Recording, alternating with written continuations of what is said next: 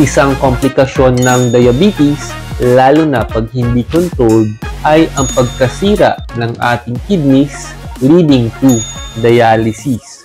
Minsan, mas takot pa yung patient ma-dialysis kaysa mamatay. Ang isang senyales na nagbabago na ang ating kidneys ay pag may protina na sa ating ihi.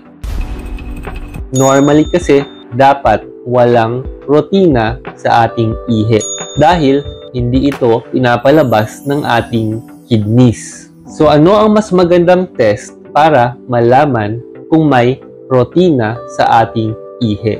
Ang mas magandang test ay ang urine albumin over creatinine ratio. Ito ay simpleng test lang na kukuha ng specimen ng iyong ihi. Ang problema, maaring hindi available to sa lahat ng hospitals.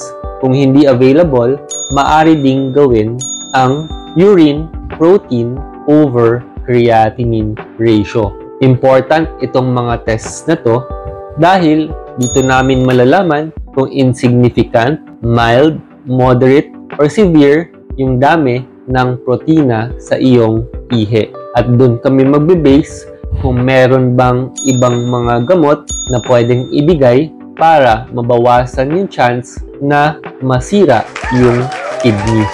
Mas maigi magpakonsulta sa iyong doktor for proper management. Remember, mas mura mag-maintain ng gamot kahit matagal kaysa ma-dialysis. At pag sirang-sira na yung kidneys, except for kidney transplant, wala kaming magic drug na mapapabata yung kidneys mo ulit. Mas maigi magpatingin sa iyong doktor for proper management.